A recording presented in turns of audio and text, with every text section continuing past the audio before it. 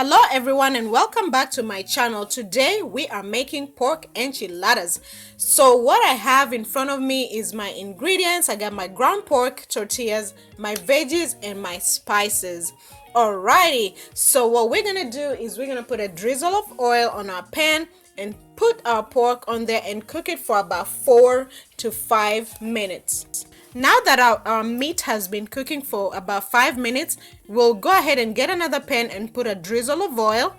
And so what we're going to do in this pan is we're going to add our bell peppers so that we can cook them. And this will also do for about another 4 to 5 minutes.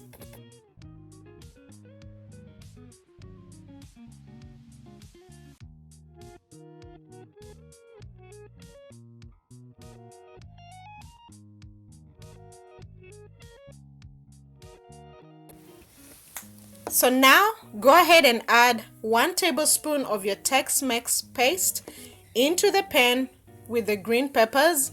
Also add another 1 tablespoon of your Southwest spice blend into the pan and give it a nice quick stir.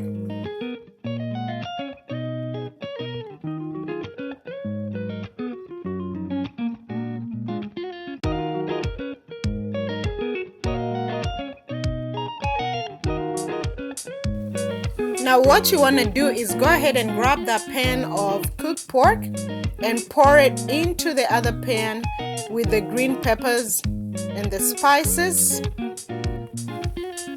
After you are done putting all your pork into the pan with the green peppers, just go ahead and give it a nice quick stir. Make sure that all the seasonings are mixed in with the meat. And if for any reason you find that your meat is a little bit too dry, go ahead and add 1 tablespoon to the mixture just to keep everything nice and juicy. Pork has a tendency of being very dry because it has a very low fat content.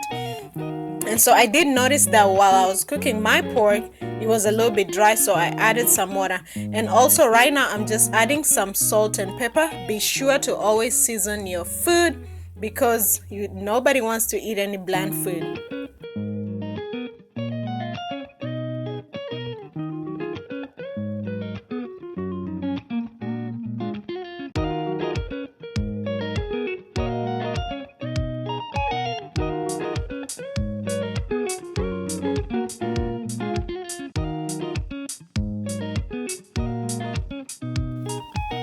And I did notice that my meat was a little bit too dry still, so I went ahead and added 1 more tablespoon of water and kept mixing. And as you can see right now, my meat is looking nice and juicy, so that should be done here in a minute. And what we'll do is just go ahead and turn off the stove in a minute so that we can go ahead and start assembling our enchiladas.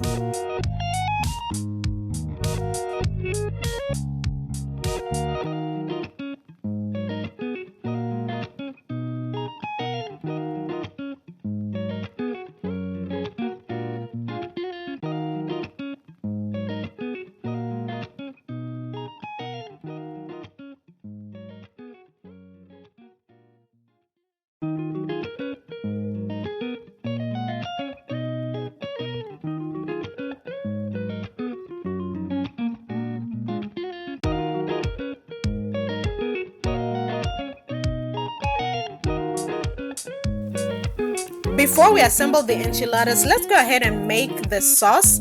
So what we'll do is we'll get the remaining 1 tablespoon of the Southwest spice blend, 1 tablespoon of the Tex Mex paste, 1.5 ounces of actually 3 ounces of tomato paste, and half a cup of water. And that's what we're going to use to make our sauce.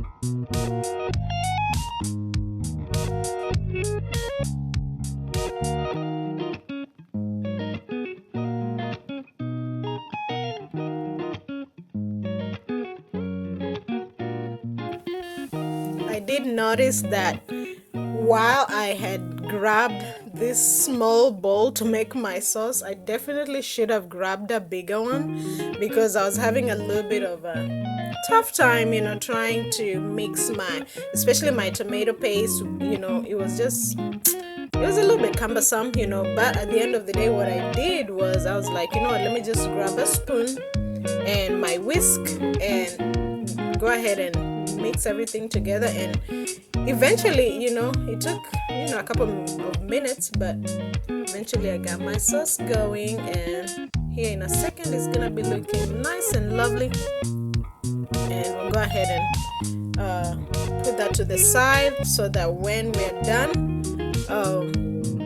assembling our enchiladas, this is the sauce that will pour on top of them. So this does not go inside the enchilada, it will actually go on top. So as you can see, my sauce has come together and it's looking good. So I'm super excited. Yeah, it took me a couple of minutes to figure it out, but eventually worked out. Next time I know to just use a bigger bowl because the one that I opted to use this time was a little too small. So now I'm assembling my enchiladas. So go ahead and grab about 2 tablespoons of your enchilada, the pork mixture, and put it on one end of your tortilla. And then what you're going to do is just scoot your mixture to the end and roll your tortilla all the way to the end. And then what you're going to do is place it into your baking pan, same side down, so that it doesn't unravel. Okay, so we'll go ahead and make the second one, and we're just gonna pretty much copy and paste the same process, with the next 11 tortillas that are left. Do the same thing, put your filling, roll it up, same side down, and then do the rest. Now as you can see, I did all my 12 tortillas, all my enchiladas are done, and it's gonna be ready now for the sauce. So now I'm gonna go ahead and grab my sauce and pour it over my enchiladas. And this sauce is looking amazing, even though it took me, a little bit of time to fix it, but hey, it came together and I'm excited about it. So as far as the sauce, I like to use actually like a basting brush to evenly spread my sauce onto my enchiladas. But also another thing that you can do is use just a spatula like I am right now, because at the time I couldn't find my brush, so I was like, you know what, hey, it's all good, you don't have to have a brush, you can always use the spatula and just spread the sauce nicely and evenly onto all the enchiladas. So everything is looking good, coming together, and I'm super duper excited because next is gonna be one of my favorite things that I like to eat, and that is cheese. Say cheese, somebody. Alright, you guys, so now just go ahead and sprinkle your cheese all over the enchiladas. Make sure you get them nicely and coated with the cheese. And so really we're getting close to the end, close to baking our enchiladas, which is not really gonna take too long. So this meal honestly comes together super duper quickly, and it's something that you can do even on a weekday when you're on a time crunch and you just need to do a quick meal for your family. So go ahead and place your enchiladas in a 475-degree oven, and meanwhile, while that's baking for about 3 to 5 minutes, what we'll do is make our Pico de Gallo. We already have our tomato that we cut up, so we're gonna add our scallions. We had 2 scallions, and then we're gonna add some lime juice to this. That acidity that comes with the lime is just amazing.